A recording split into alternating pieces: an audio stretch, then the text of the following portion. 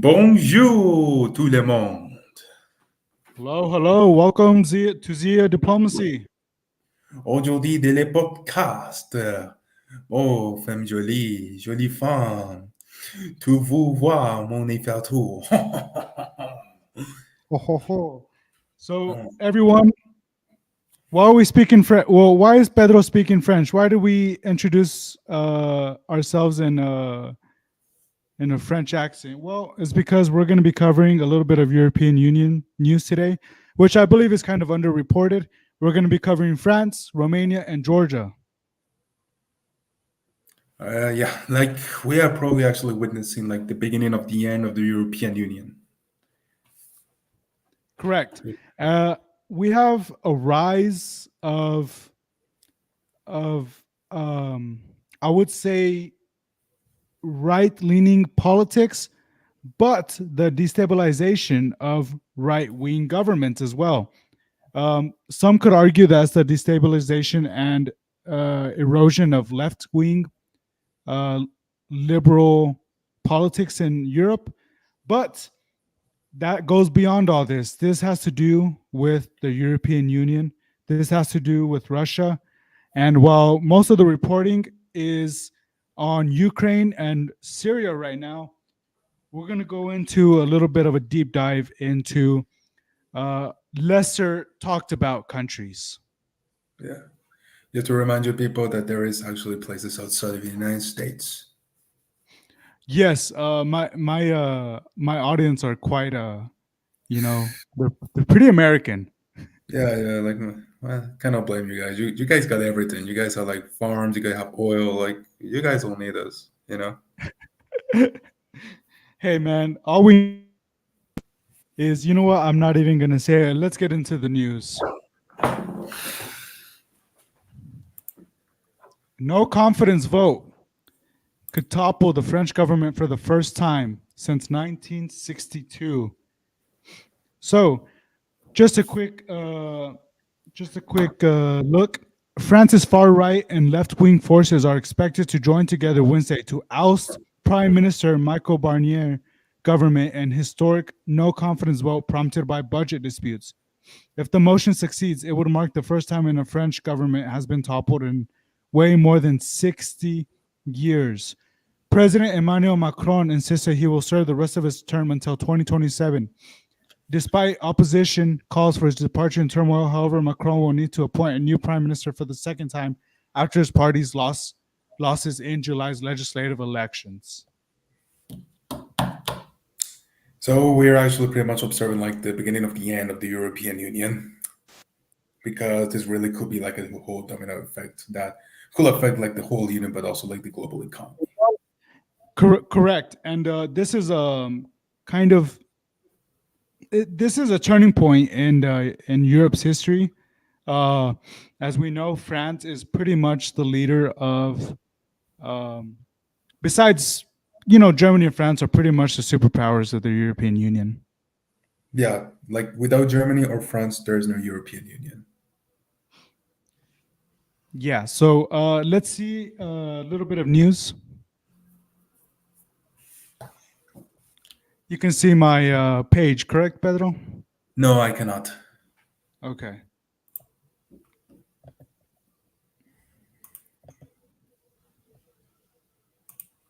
All right. Let's see. Sharing. There you go. There you go. All right. Let's This look. better be in French for the immersion. Proceedings have begun for two no-confidence motions against the minority government. The impending vote could end the short-lived administration of Prime Minister Michel Barnier and plunge the country into a political crisis. As per the latest, the lower house of the parliament has begun debating two no-confidence motions that have been tabled by the far right and the far left, respectively. Analysts say that the motion proposed by the far left alliance might be backed by the far right National Rally Party, increasing the odds of the motion being passed. The no-confidence motion comes after Michel Barnier forced through the social security budget without a vote at a time when France is struggling to tame a massive budget deficit. Michel Barnier has said that It's possible that his government survives the vote, saying that there could be a reflex of responsibility from members of parliament. But most analysts believe that with the far right now teaming up with the left, the government of Michel Barnier is pretty much doomed. Barring a last-minute surprise, this could well be the first French government to be forced out by a no-confidence motion in more than 60 years. With the debate underway, voting is expected to take place in a few hours from now. The toppling of the Barnier government after just 3 months in office would present President Emmanuel Macron with the challenge of how to move ahead and who to appoint in his place. No new elections can be called for the year after the previous legislative polls, narrowing Macron's options. Several leaders have suggested that resignation could be Macron's only viable option. But Macron has rejected calls to resign to break the political deadlock, saying that such a scenario amounts to a quote-unquote political fiction. À ceux qui me croient animé de l'intention de choisir par un vote de censure la politique du pire, je veux leur dire que la politique du pire serait de ne pas censurer un tel budget, un tel gouvernement, un tel effondrement. For all the latest news, download the WION app and subscribe to our YouTube. Crazy. Okay. Yeah, exactly. And she already actually has come out and said like the National Ressemblance, I think that's the name of her party, that they will vote in favor of the proposal of the censor. Gotcha. And so Macron is going to be in power till 2027. That's not too surprising in a way. Typically, European leaders, I know European leaders don't always stay in power super long, but there is small examples, of where leaders maintain the power to kind of keep the cohesion. Do you have any opinions, personal opinions about this, Pedro, since you're actually in Europe? Well, what is it called? The exception to that will be the UK, in which they seem to be switching prime ministers like every 3 months. You remember what is her name? I think with Theresa May. Yeah. No, not Theresa. Yeah, like they actually put like a lettuce, and they made like a bet in which what will last longer, this lettuce or her government. The lettuce won. Okay. But yeah, so something to understand is that if you're living here in Europe, is that you're not going to be always aware of like the politics of other countries unless it's very, very big, like significant that could actually affect. Like I only knew about this because I read Le Monde, because I'm, learning French and actually like also like a Spanish economist I respect a lot, Juan Ramon Rayo. He was actually analyzing about the situation. And for those who do not, to give like context about this whole situation, is that France has had like a crisis in regards to like their deficit over the last few years. It actually is well above like the yearly deficit is above the 3% GDP that the European Union actually sets like as a limitation. There was a temporary removal of those requirements, of those limits, because of like the whole COVID pandemic. But last year, I believe they were actually like eliminated. And right now, what we're actually observing is that France is actually cool. In fact, start entering into the risk of actually getting to a default, just because how much debt and how much deficit they're actually starting to have. Like the interest rates of like French bonds, like a French loaning, are actually right now at the same level as that of Greece, which is that is really bad. Yes. Yeah, Greece and Portugal faced probably the hardest economic tides whenever at the height of the European Union. Exactly. So right now there's actually two possible options. One, the French government is actually able to like pass the necessary budget cuts in order to like fight the budget deficit. but that could actually come at a grave cost for like the centrist parties of En Marche, which is the party of Macron, and that will actually like add in fuel to the fire to the already pretty like consolidating in the strength of the Le Pen party, and also the more far left parties of coalition under the leadership of Mélenchon. That we don't really talk too much about him. I And the agree. reason why they need to do that is because the European Union is bound, they have to sanction France. They actually have to start sanctioning France if they are unable to keep up with their fiscal promises. Now, the problem is that it is quite hard because France is like the second economy of the European Union. And it could really, well, it was easier to do when it was about Italy or Greece, maybe Cyprus. I don't know if Cyprus is in the EU, but when it comes to France, then like politics start actually like getting complicated. It Yeah, starts like yeah. Yeah, and Germany, after Brexit, essentially Germany and France were holding the European Union, together. Um, After the UK's exit, it just it just left France and Germany to deal with not only their own economic dangers. They've reached the danger zone. France has. Germany, it's hard for Germany to reach such a danger zone because they are in for their entire history.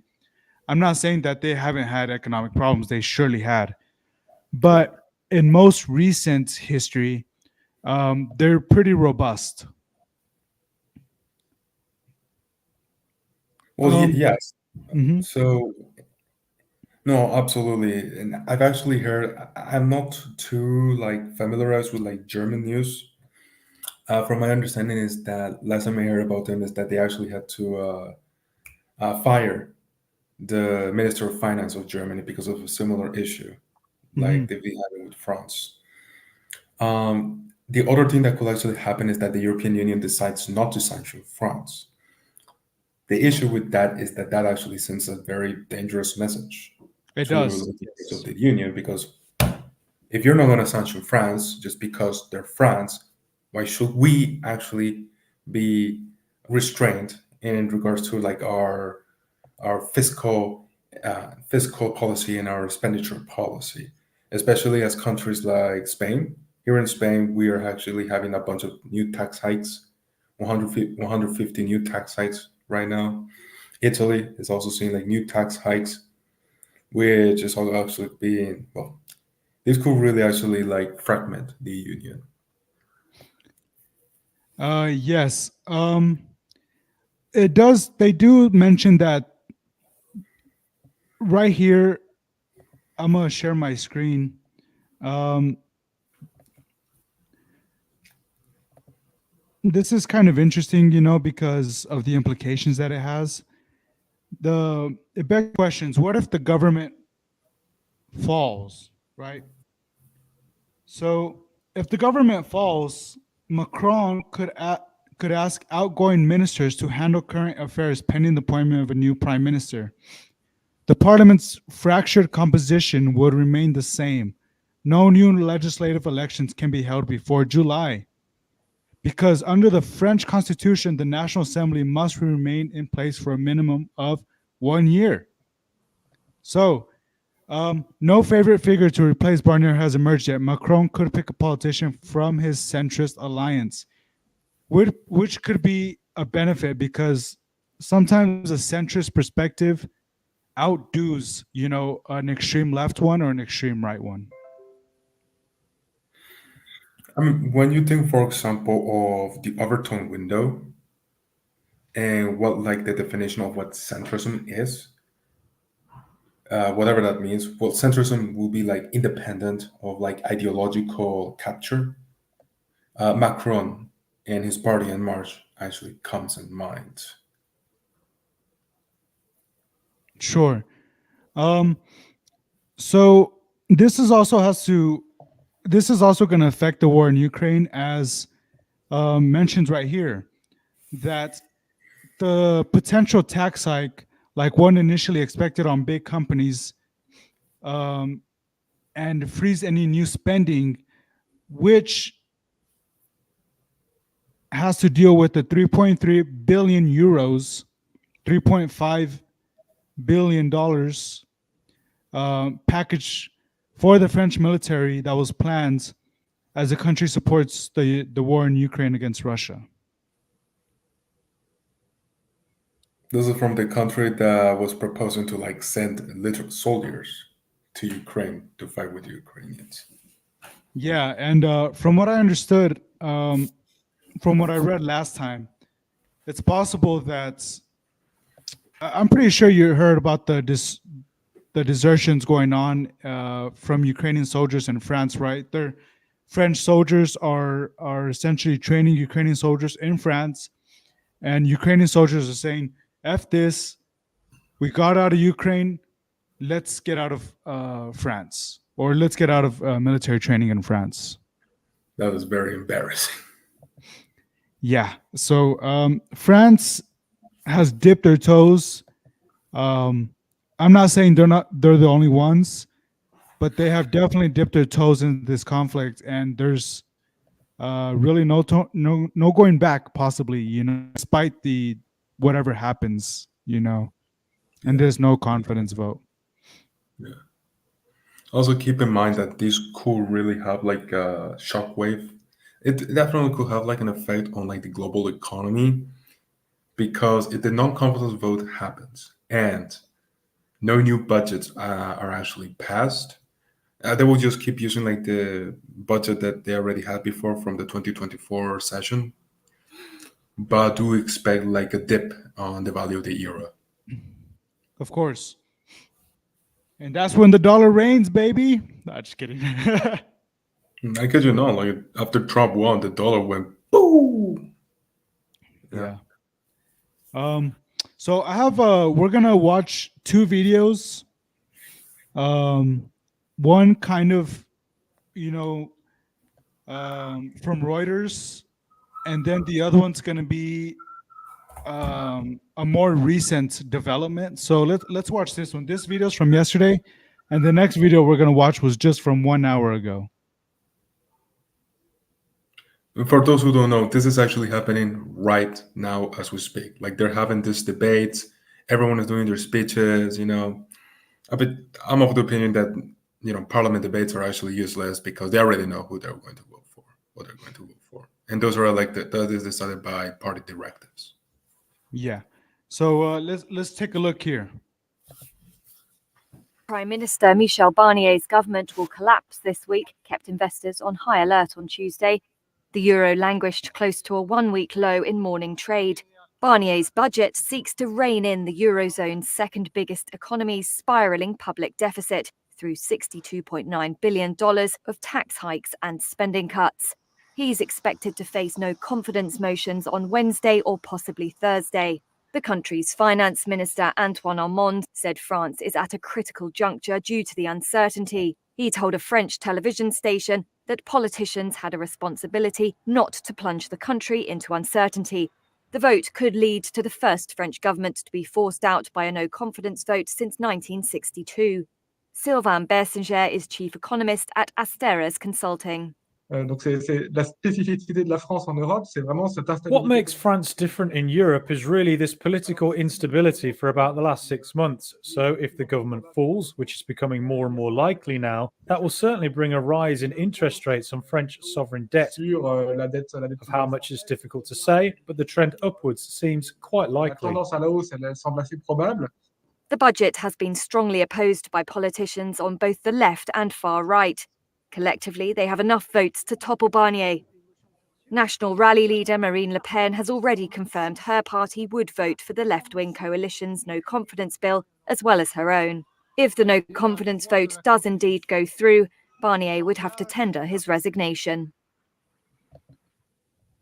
Yeah, that guy is not aware of Spain. The guy we got our own shit in here, man. Yeah. This just implicates, the world's economy. This implicates the war in Russia. this is gonna send shockwaves into various Middle Eastern countries. Um, France, most of the ex-colonial powers, Russia, France, um, Britain, and let's just say United States. Let's put them in as well. They are overextended when it comes to their global efforts to influence, foreign governments. They are overextended, and that includes France.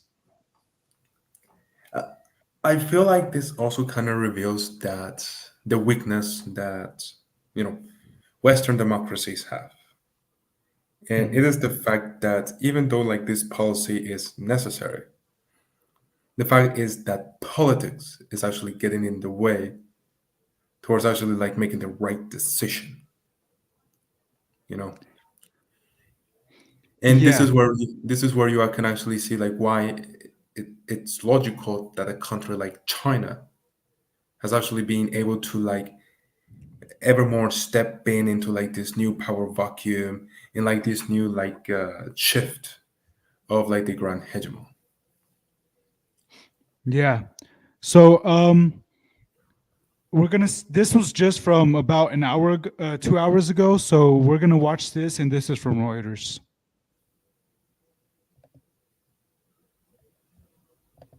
Which are all but certain to oust the government, throwing the Eurozone's second biggest economy deeper into a lingering political crisis as it struggles to tame a massive budget deficit.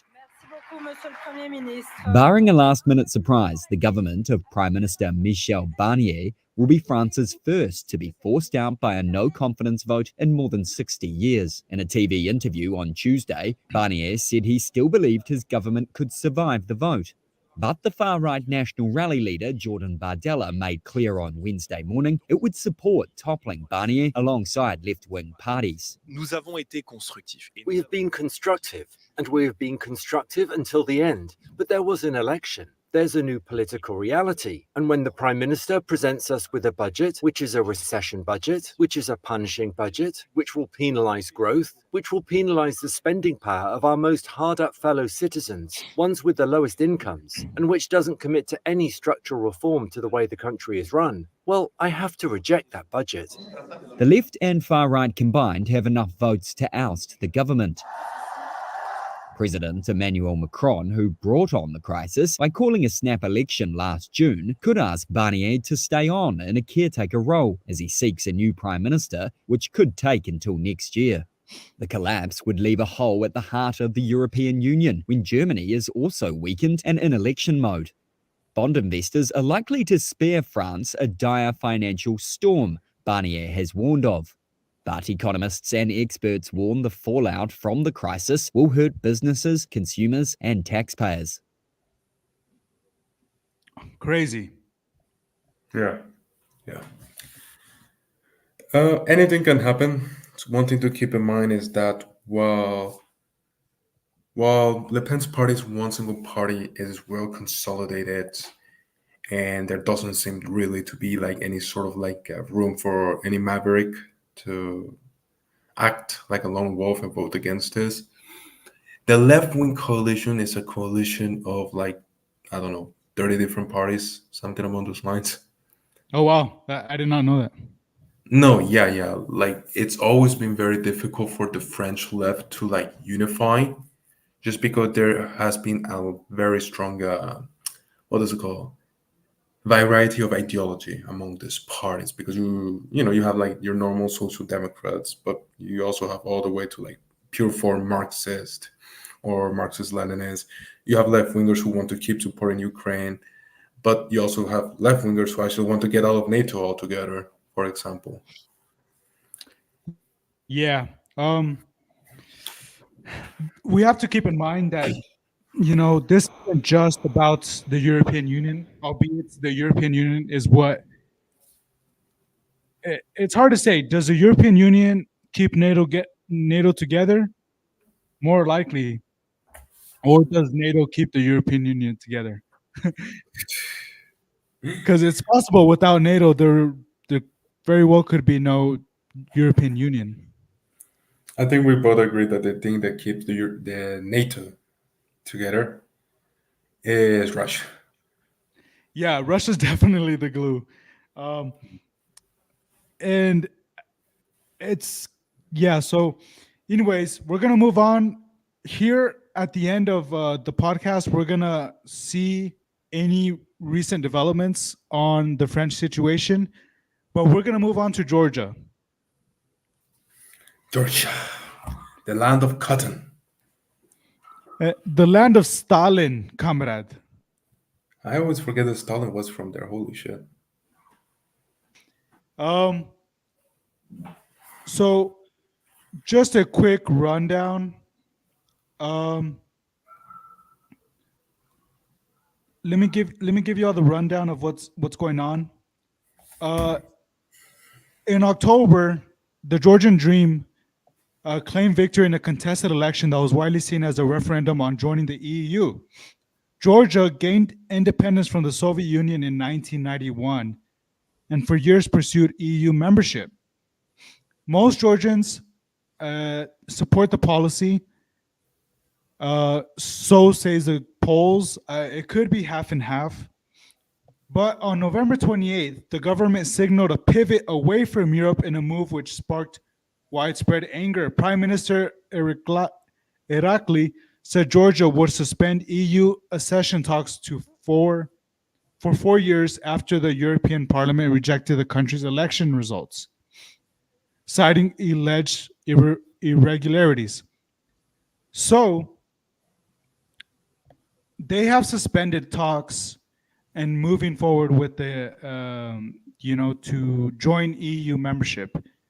And because of that, Georgia has erupted, unfortunately, in mass protests. I mean, from my understanding, it's not a 50-50. I think like 75% of like Georgians actually want to join the European Union, which it's actually a sentiment that pretty much like every single like post-Soviet country pretty much has. Yeah, for sure. So we're gonna watch a video from the AP. It's going to be thousands of demonstrators in the Georgian capital converging on Parliament, venting the outrage of the governing party's decision to suspend negotiations on joining the European Union. Let's watch a little bit of what's going on here.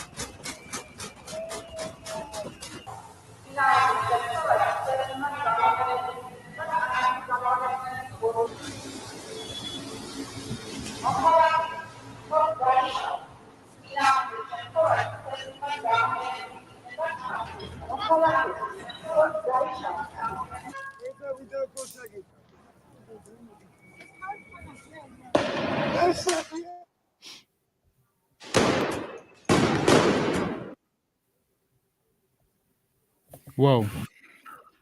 So, from what I've read, I don't think there has been any fatalities, but there is possibly a few injuries. We never know in these cases because you know how it is. People cover up the, who really dies and who is injured, but also have been hospitalized with more than 100 people arrested. Yeah. And who knows, maybe like disappearance too. Maybe people who are, detained, but it's not actually on the record that they were actually stopped by the police. Those things happens too. Correct. Yeah, yeah. Pedro, me and you have long debated, the European Union. We probably have some different opinions. Do you think Georgia should join the European Union? Should they rely more on a Russia-China alliance? Should they stay as sovereign as possible, which is hard to do whenever you're sandwiched between Europe and Russia? What do you think, Georgia? What do you think they should be doing? I feel like whether or not Georgia should join the union or not, or remain within Russian influence, sphere of influence, that should be more up to the Georgian people. And fundamentally speaking, is because I do sympathize a lot when you have a population that clearly wants a change, that clearly actually wants like a a tangible path for the country. But nonetheless, like their leaders, their political leadership, just downright completely refuses it, and not for maybe like some enlightened ruler sort of like perspective, but more for like selfish reasons. As we know, for example, that the Georgian government, a lot of them have actually been receiving like briberies or probably threats from like the Russian government, especially considering that Russia still holds like a very strong political influence in the region. And I'm saying this as a Venezuelan because, in Venezuela we wanted change, but the government did not allow that change. And I feel like this is actually pretty much what's happening. So I really sympathize with them. So I know you're a pro EU sympathizer, yes. you simp, man. Oh. No, I hear you out. I hear you out. I think it's a hard place. You're pretty much stuck between a fart and a shit, because Russia shit, the European Union shit. It's going to shit, possibly. It could go to shit. But there's still the difference and that dichotomy between Western values, a Western democratic system, and the Eastern democratic system. Yes, I said Eastern democratic in the same sentence. Come on, bro. It's like, Come on. oh, my bad. Eastern dictatorships, my bad. I do think that it's a hard place because Georgia could easily see a second a reflection of the Ukrainian war. They've already been invaded by Russia with not so much, damage.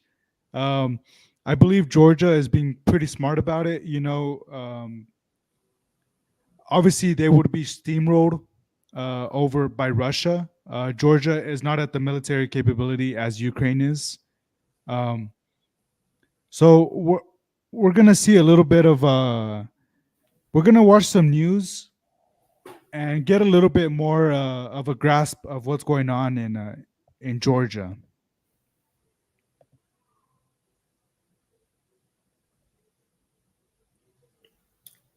I mean, I would just. Constitution. What's up? No, go play the video.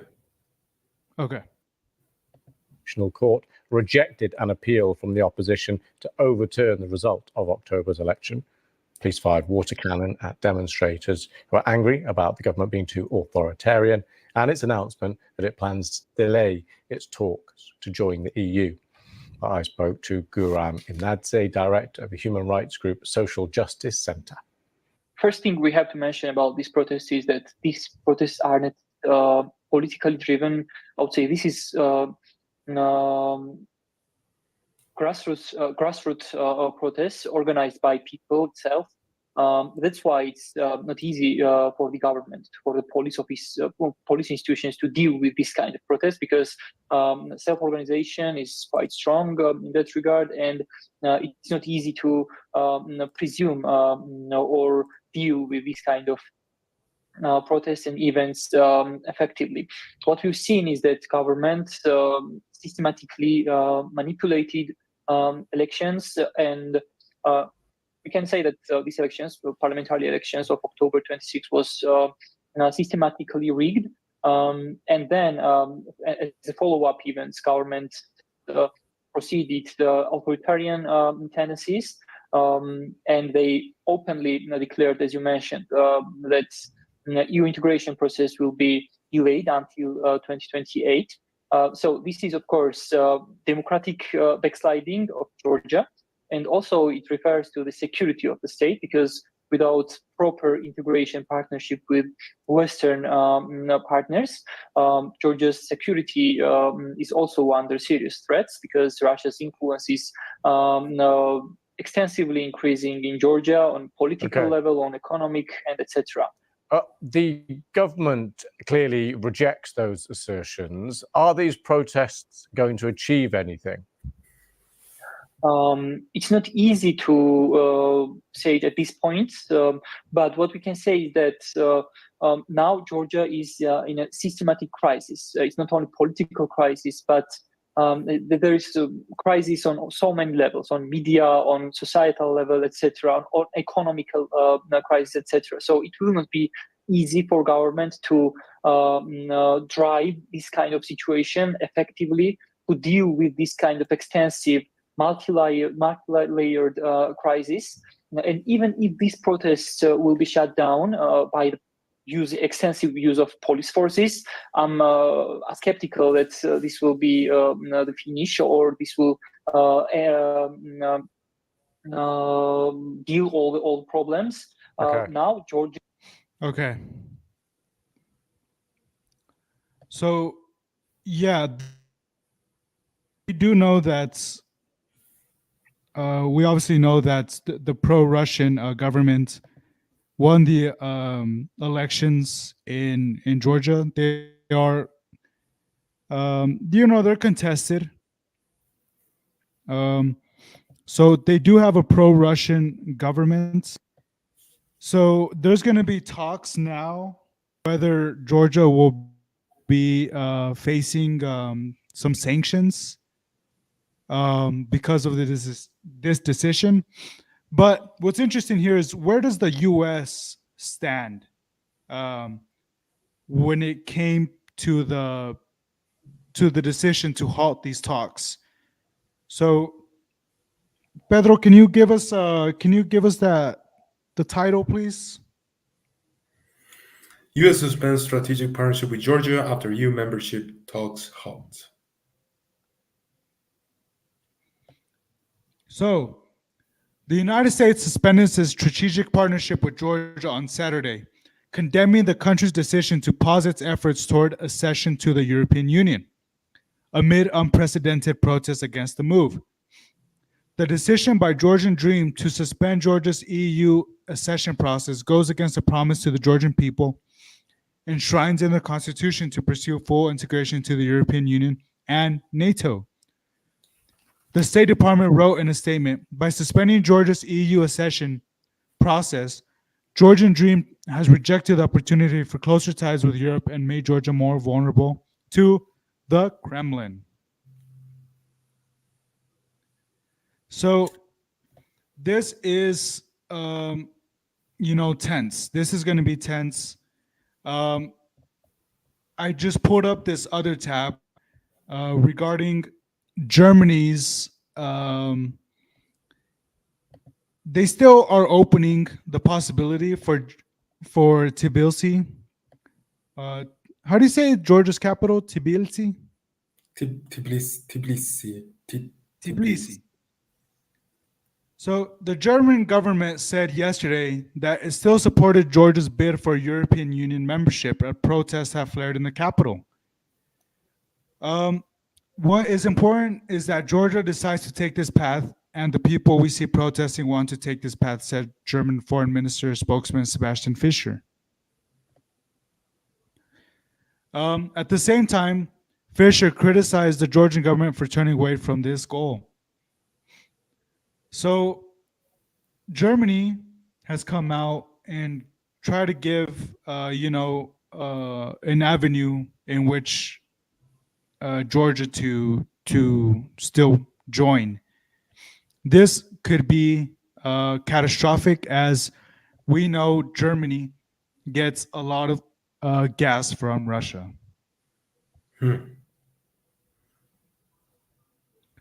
So,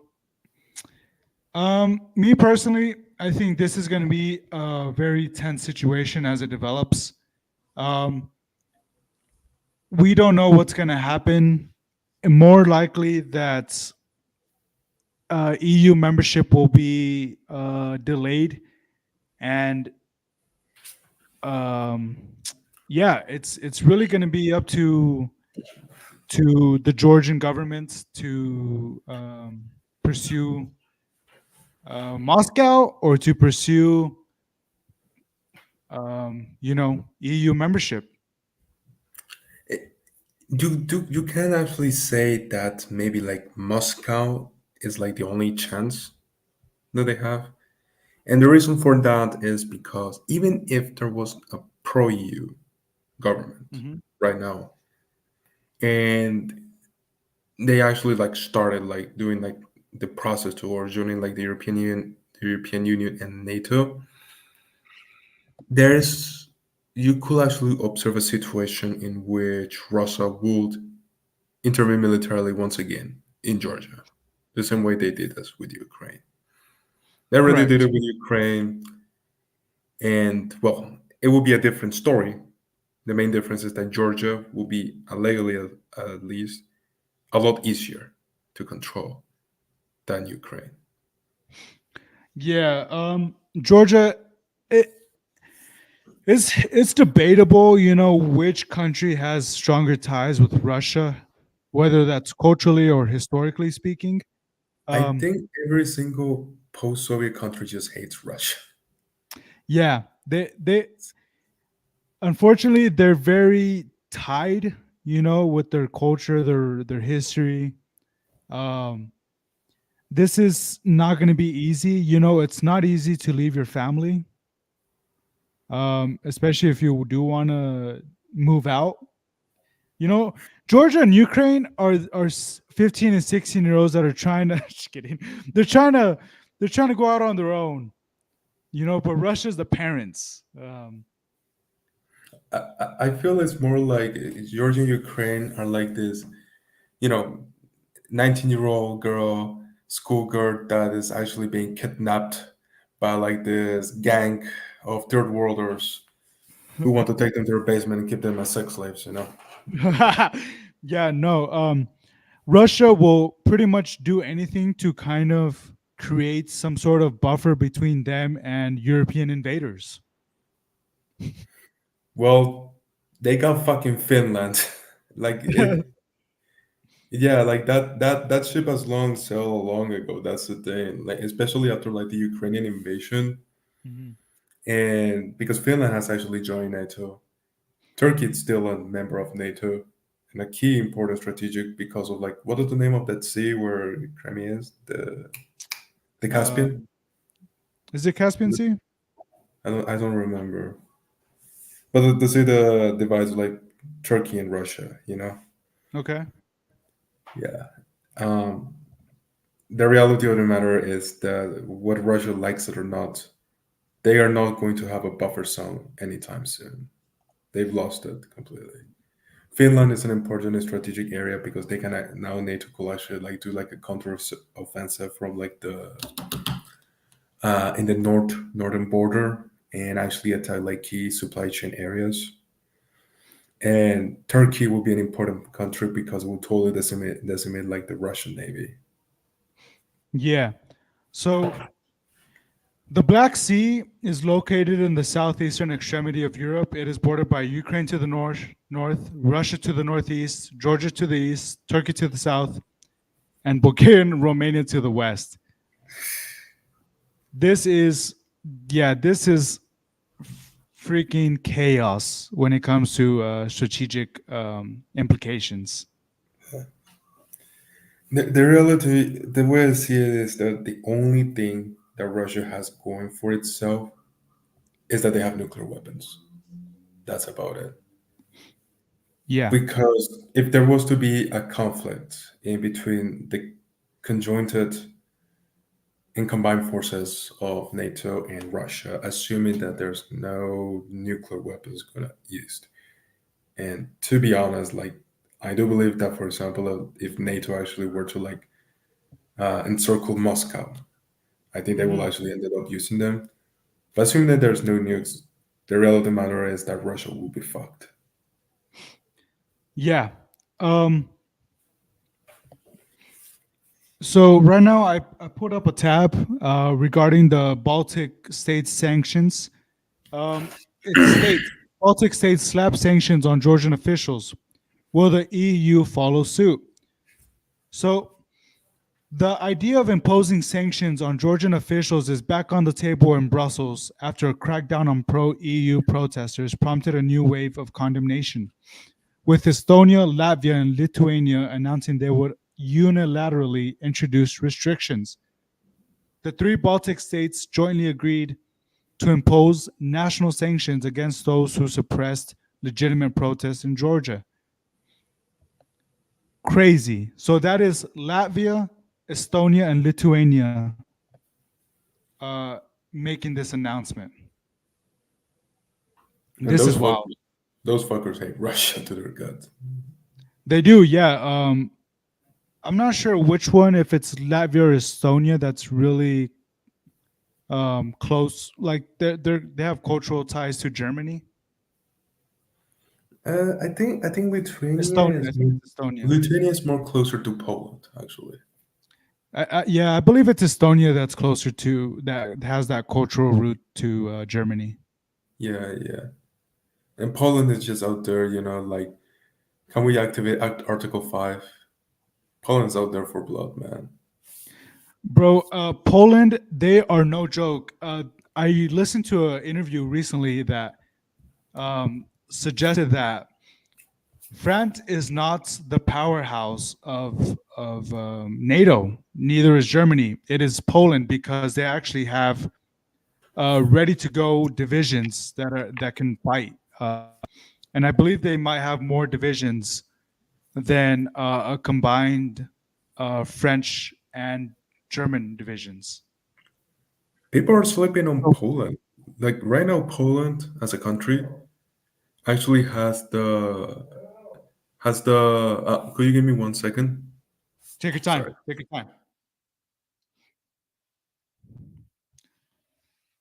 So everyone, we're going to be what's coming up. We're going to be talking a little bit about Romania. Here I am. Sorry. Oh no, you're good, man. As So I was saying, just yeah. a quick clue. Poland is actually one of the fastest growing economies in the European Union. And its economic growth is most likely going to actually surpass pretty soon that of the UK. There's actually this joke that, every single plumber in the UK is Polish. The Polish plumber is actually being part of like the imagery. It's an archetype. We might actually see the reversal of the situation. Poland is definitely a hidden, state that is really making moves and really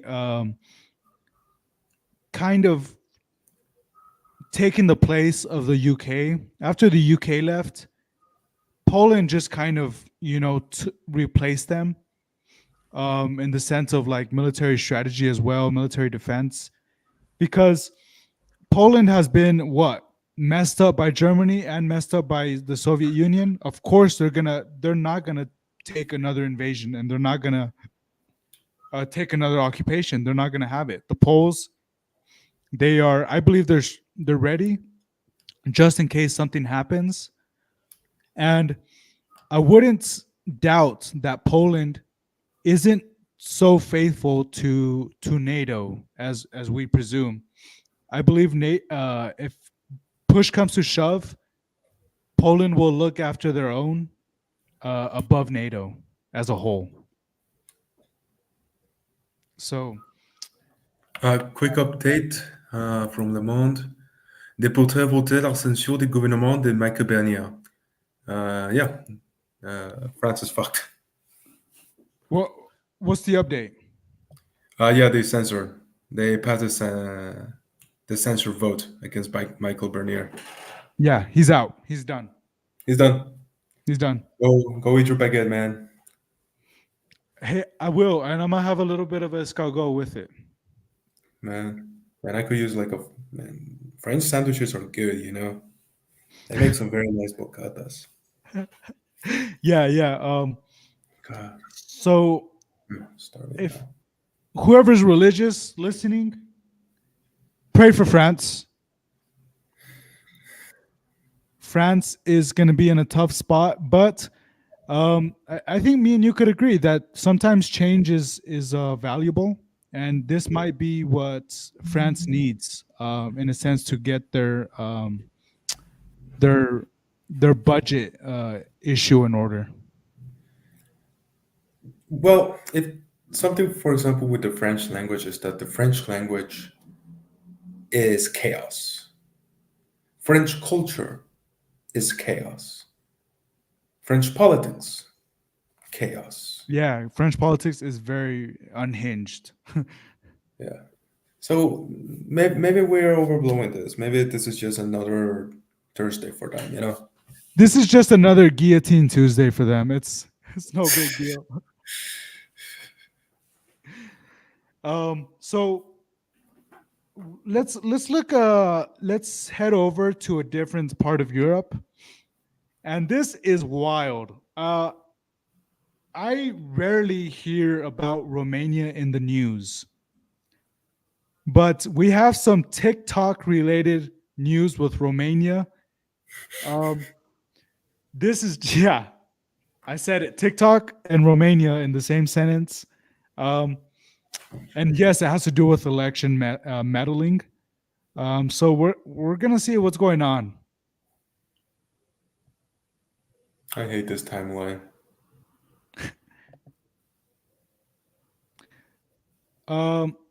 Actually, yeah, this is not going to be audible.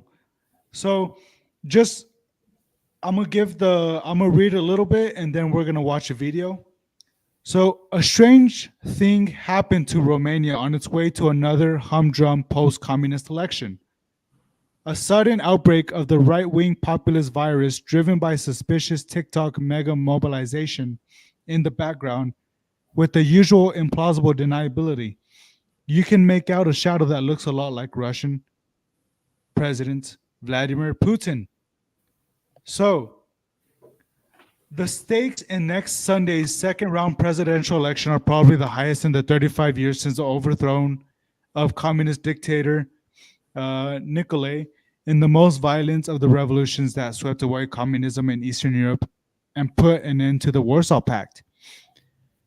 An earthquake that Putin has described as a tragedy. We'll talk about the Warsaw Pact here in a bit. But so there's something going down in Romania, and that is that Romania will more likely lean towards Russian President Vladimir Putin.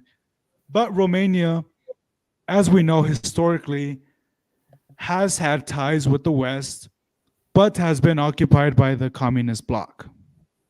Yeah. Oh, let me share this.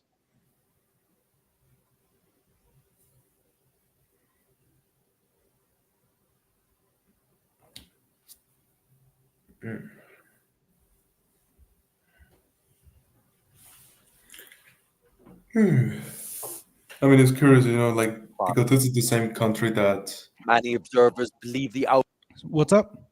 This is the same country that, for example, just decided, like, out of nowhere to, like, just... Well, not out of nowhere, They just grabbed Nicolas Suchot and his wife and just executed them in the garden of the palace.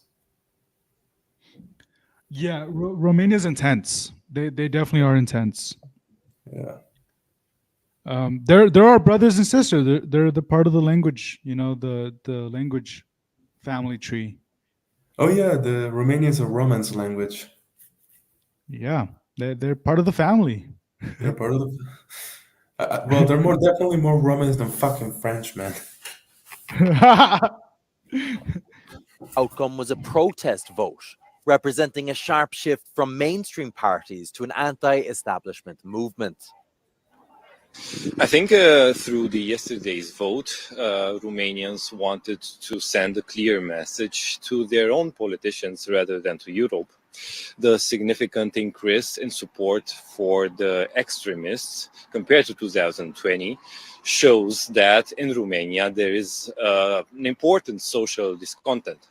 Nevertheless, parts of the yesterday's vote came from Romanians who wanted to defend their country's pro-EU stance, alarmed by the results in the first round of the presidential elections. Though the new parliament's composition means Romania will continue on its pro-Western and pro-Ukraine path, all eyes are on this weekend's presidential election and its potential repercussions in the region and across the EU. Ultra-nationalist Călin Georgescu won the first round of the presidential election and is set to face the pro-European Elena Lasconi in Sunday's showdown. Vreau să vă mulțumesc că nu v-ați jucat roulette. Right here, she is saying, I want to thank you for not playing Russian roulette with democracy in Romania. Rusească cu democrația din România și cu acest And also with drept this sacred sfânt right to vote de a freely. vota liber. The fragmentation of the vote has prompted pro-Western parties to start discussing possible coalition options in order to form a government. However, each of these possibilities points out to a government with reduced stability. And there is, of course, the great question mark regarding the results of the second round of presidential elections next Sunday between the ultra-nationalist candidate Călin Georgescu and the pro-Western candidate Elena Lasconi. Whoa. Well, Russian roulette with Romanian democracy sounds like playing Russian roulette, but with a gun that is loaded with 6 bullets, Yeah, yeah. You definitely don't want to play Russian roulette with the Russians. So the TikTok influence that they're talking about is, we're going to read about it. So TikTok removed 3 influence campaigns during Romania's elections. TikTok recently dismantled several networks of accounts that had tried to interfere with elections in Romania, executives said Tuesday. The social media company testified before the European Parliament on Tuesday to counter allegations that it hadn't properly handled political content tied to the ongoing presidential election in Romania. The first round, held last month, led to a surprise win for an ultra-nationalist candidate with a strong TikTok presence. So TikTok executives revealed that had taken down what it said were 2 campaigns targeted at Romanian voters and one known campaign which it previously tied to the Kremlin-backed media outlet Sputnik, and that it had cropped up again on its platform. Wild. You're starting to notice, especially here in Europe, that there's actually ever more censorship in social media. Yeah. So TikTok pretty much won supposedly. It can be argued that, Joe Rogan gave a strong push for Donald Trump's, victory. And it's also possible that TikTok gave a strong push for the ultra-nationalist victory in Romania. It is curious how, for example, like the last few years, right-wing politics, like right-wing parties, like this sort of like new wave of I don't want to call it like reactionary, but definitely like shifting like the Overton window to the right. It's actually taken like has become more appealing when, especially Yeah. because it seems to have like a much bigger push on social media. Like if you actually go, for example, like here on like the here in Spain, and you actually compare like the social media of the far right party, quote unquote far right Hmm. Vox, and you compare them to like someone like the Sumar, like the left wing coalitions. I mean, using fortune lingo, man, but Vox is spicier, man. They know how to use memes. They know how to Yeah. do it. It's like they have like young people doing it, that are actually able to like touch upon like the conscious mind of the Gen Z generation, which is curious because communists, socialists, they used to be the ones who did that. They used to be the Yeah. ones who were actually able to like reach the youth, but Yeah. that's th- actually They. really Yeah. changed.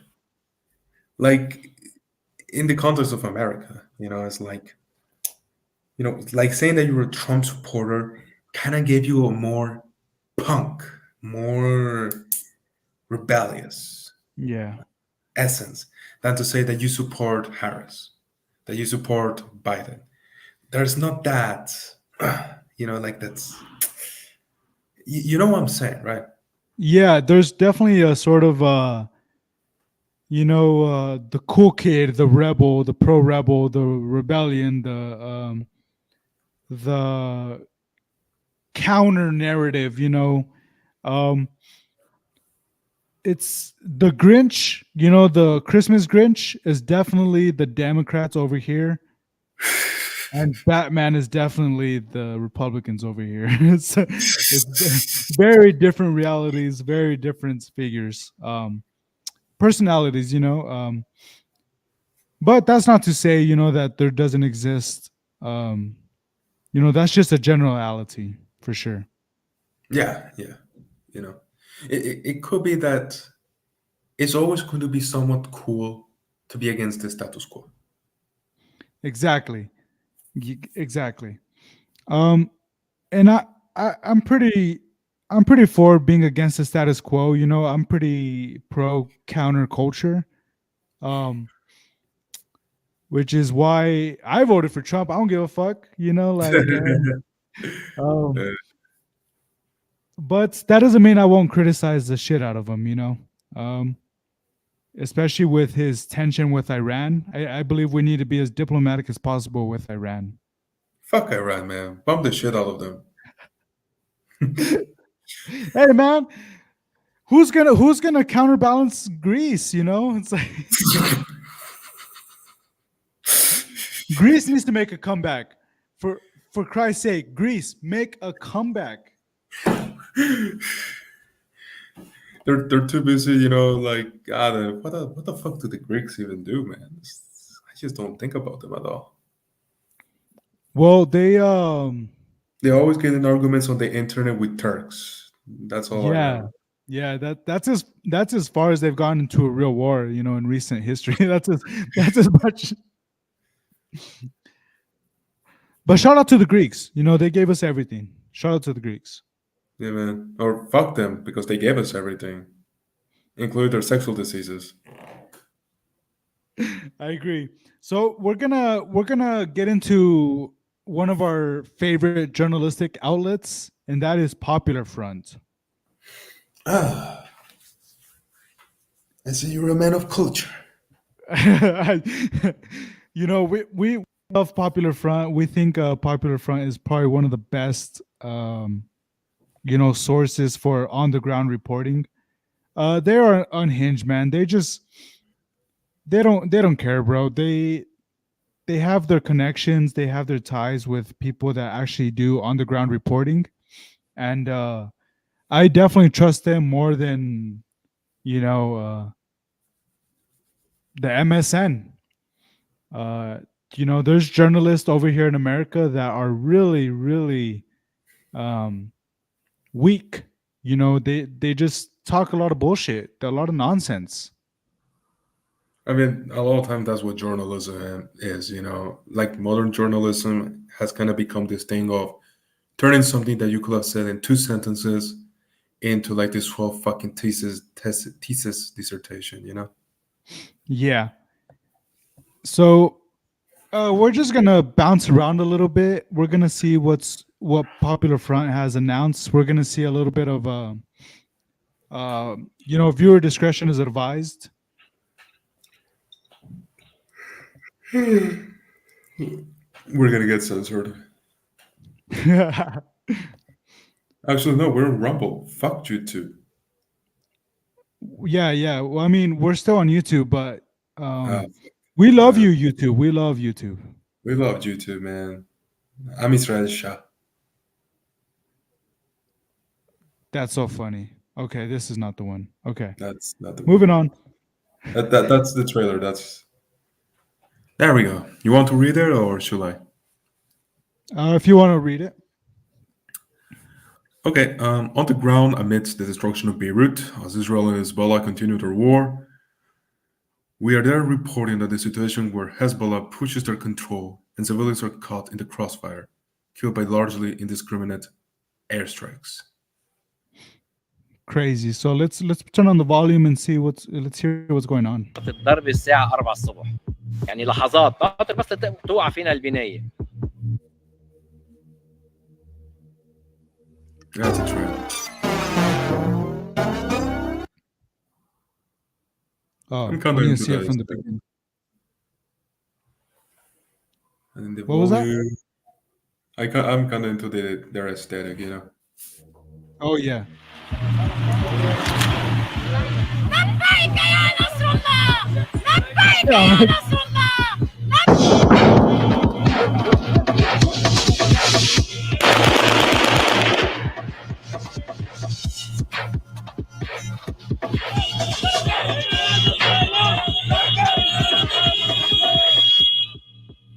هي صارت الضرب الساعة 4 الصبح يعني لحظات ناطر بس توقع فينا البناية.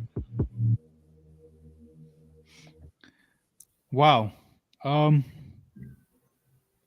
So the Middle East is getting hot. Has been hot.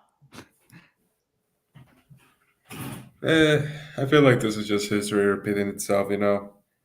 As some of you may know, like Israel and Hezbollah signed an armistice, but let's be honest, that's not going to last more than a year.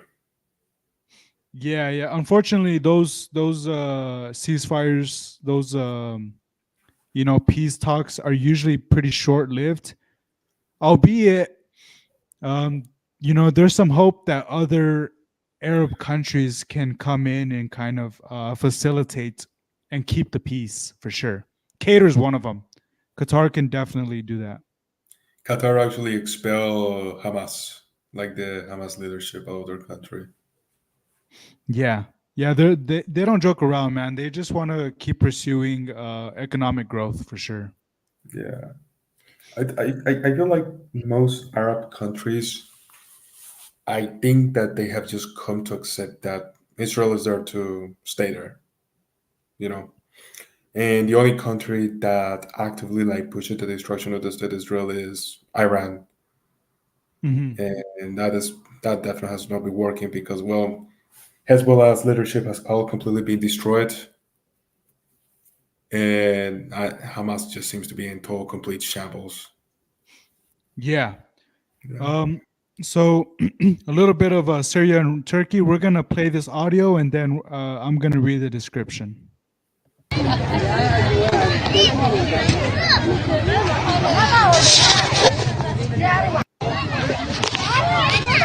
So, thousands of people displaced to Tal Rifat by Turkey's 2018 invasion of Afrin have now once again been displaced by the HTS-led offensive in Aleppo. This footage shows a convoy of IDPs trapped in the open in Shaba after fleeing Turkish-backed mercenaries. And Turkey invasion of Rhino, invasion of Aleppo. Yeah, Syria's on the news again. Yeah, Syria's on the news again. Good old.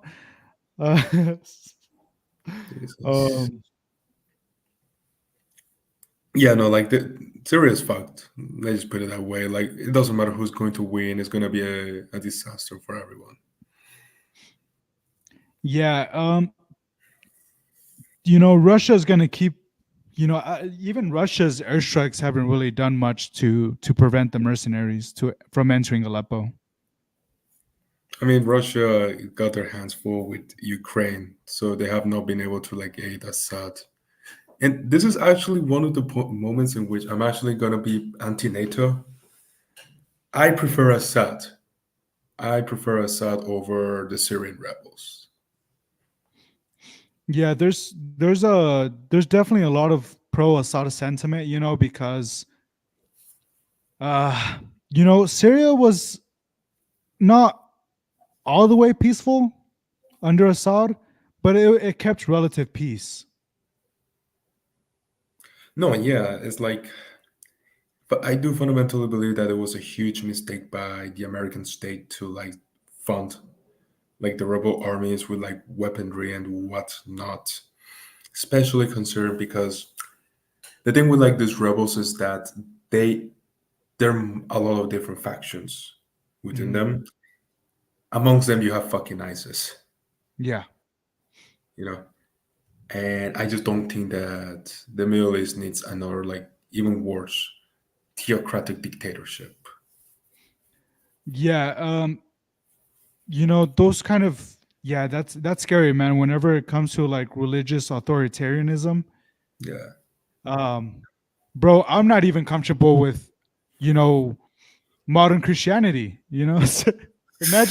Imagine living under Sharia law. I'd lose my shit.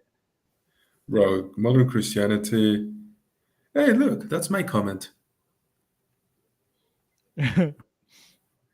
Oh, that is crazy. You do have a comment up here. Yeah. But then, like, modern Christianity is absolutely cocked nowadays, Only like the Ortho Bros actually got it right. So this shows. Let's play the audio.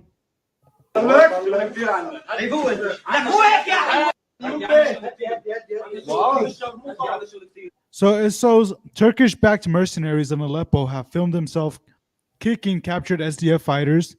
A man in a press vest can be seen taking part in the beating. And important note, as you mentioned, it is common for fighters to use press vests as a disguise. Oh yeah, that actually happened a lot in like the Israel-Palestinian war. Like you sometimes like see like the number of like 200 journalists killed by Israel. That number is inflated. That number you can actually watch videos in which like the Hamas fighters will like they will actually like put on the press vest. It happens. Yeah, which is a war crime. That by all means is a war crime. But yeah, definitely. Speaking of journalists, we still have not seen. I don't know if we will ever see justice for Gonzalo Lira. He was killed in a military prison for covering the Ukrainian conflict, for criticizing NATO and Zelensky. He was killed under Ukrainian police authority. He was a Chilean journalist. I did not hear about that. Bro, that was terrible. It's probably the equivalent of, let's say, it's he was pretty much Chile's Tucker Carlson. He wasn't really, he didn't really cover South American politics, but he was living in Kharkiv and he was killed under detention. That's like killing a journalist is still also a war crime, and like that was terrible. Like Ukraine should have just deported him or like maybe fuck up something. Exactly. So let's keep going.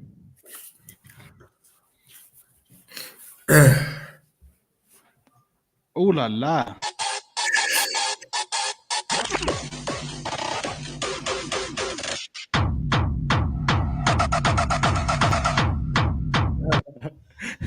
You want me to tell you something? I know what you want to hear.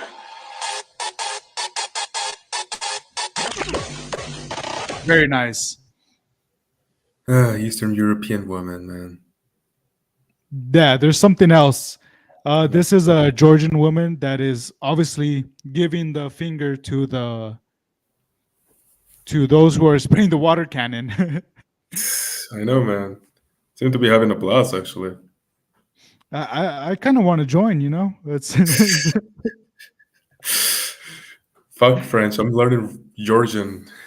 yeah. So yeah, let's hear this audio.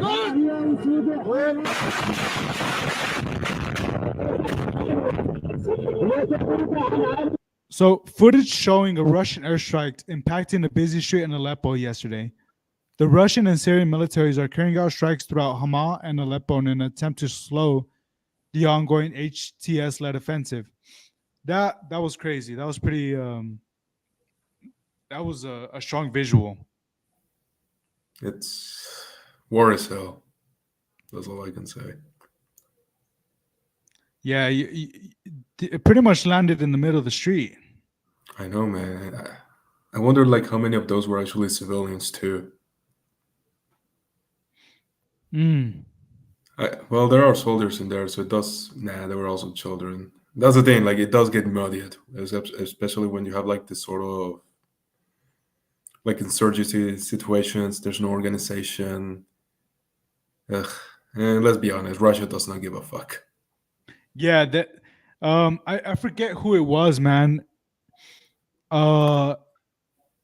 He's a high-ranking military official in the Russian military, and he suggested, that in order to get these objectives, to meet these objectives, you're gonna have to kill civilians, because if you care about civilian casualties, you will not complete these objectives. Yeah. So it's pretty cutthroat. I mean, kind of remember. You ever seen Band of Brothers? Yeah, definitely. Love that show. And I remember like this is scene, like they're doing this attack, and it was that episode with like this officer who was completely incompetent and a complete old coward. So they had to like send in Spears. You remember Spears? Yeah. Spears was the top G. He was too good, and he was like, "What was your plan?" Is like flanking the building. It's like, fuck that, just blow that shit up, just blow it with mortars. And that I could actually see that like something that, for example, like a sergeant could think, because you're responsible for like your soldiers, you're responsible for your guys, your brothers. And it's like, what are you going to do? Are you going to try to go all tactical and trying to completely risk your men's lives in order to like clear a building? Or are you going to be pragmatic, just throw a couple grenades and mortars and fuck it, blow the whole thing up? No, correct. Yeah, that's the unfortunate thing, is that to complete an objective, to essentially conserve your men, you most likely will have to. What did Patton say? He's like, you don't win a war by dying for your country. You win a war by making the other bastard die for his country. Yeah. That's a good movie. That's cruel, man. That's cruel. But let's continue.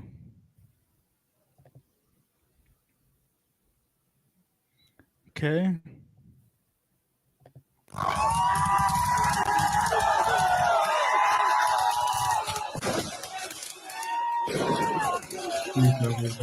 You already saw those. Yeah, I swear, man. Like sometimes, like Instagram commenters, they have like the worst takes ever. Be careful, Georgia. You want freedom and democracy. It will come at a price. Don't become like Ukraine. What are you? This guy is on to nothing. So, yeah, a protester is seen firing a firework cannon at riot police. So, this could easily be a reflection of the Maidan, in Ukraine. Yeah. It's pretty ballsy, though. It is bullshit. Shenzhen jihadists from Hayat al-Sham have released footage showing a night raid against Assad regime forces in Sarakib. A T-72 tank was destroyed as a result of the attack. Let me Man, put the like, audio on. everyone is fucking involved in Syria. Oh, it's just music. Yeah, don't put the music in, man.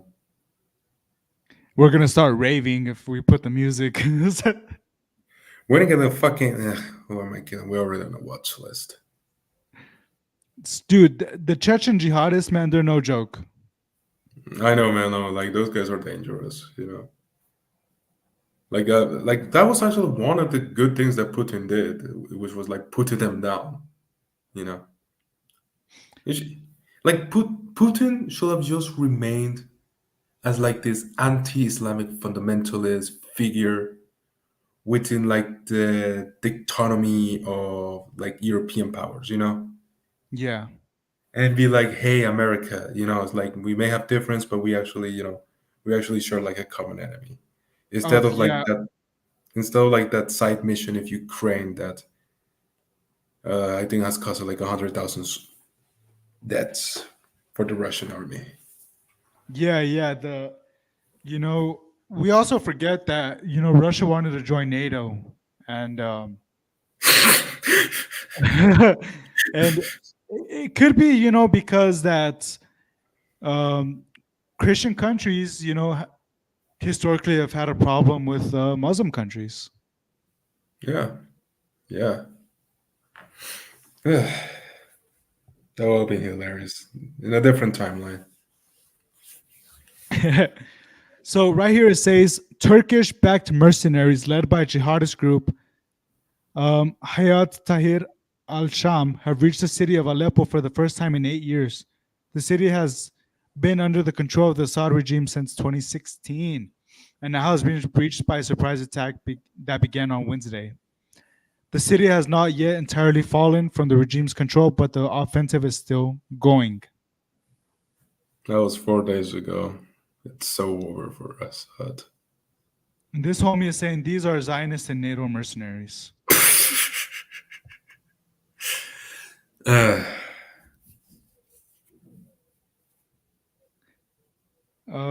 So yeah, this is the footage that's showing HTS militants ramming through Assad regime defenses near Sarakib. Wild. Yeah, that is intense footage. Bottle of Coke version 2. You can't Mossad the Assad. You can't Mossad the Assad, bro. Dude, Assad is old already. And I just hope like the whole Syrian war ends, you know. But like the question will be like, what comes after, you know? Man, they just ran through that wall. No. We're gonna see what happens in Syria. I'm not really sure what's gonna go down there. But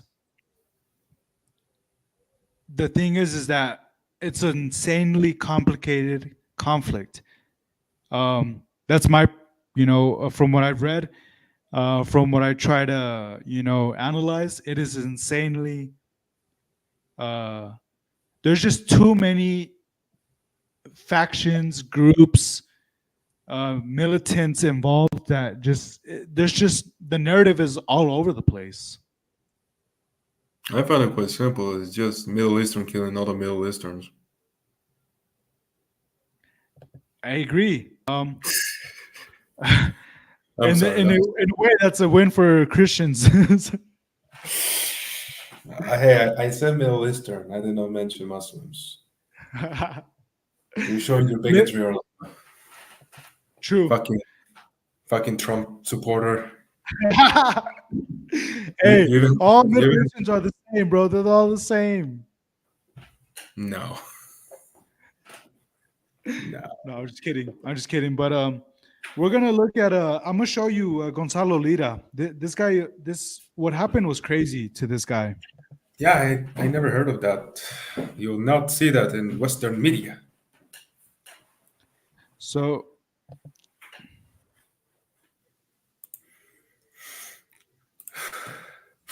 What's happening in Valera? Well, for posting that video and others like it, he was arrested by the government of Ukraine, the one that we pay for. And then he was let out, and then he tried to leave the country. I will definitely be sent to a prison labor camp where I will most certainly die. And my intention is to cross the border and get to Hungary. And in Hungary, I'm going to ask for political asylum. So either I will cross the border into Hungary in the next couple of hours, or I will be arrested again. And God knows what will happen to me. He never made it. 5 miles from the Hungarian border, 5 kilometers rather from the Hungarian border, he was arrested. The Biden State Department is uninterested in the fate of this American citizen. In fact, of course, they support his imprisonment. And no one in the national media seems interested in his fate whatsoever. What happening in Valera? Well, for posting that video.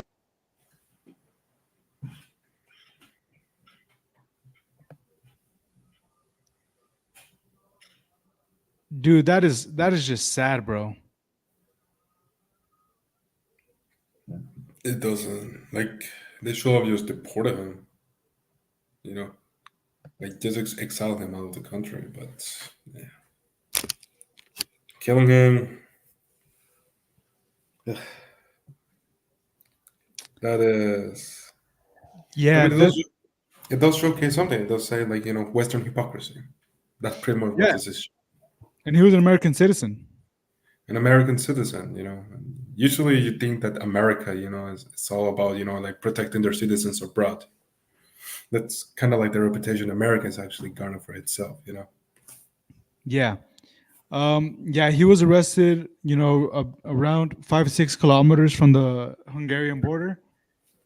And the thing about Ukraine is that if you live in Ukraine and you criticize Ukraine,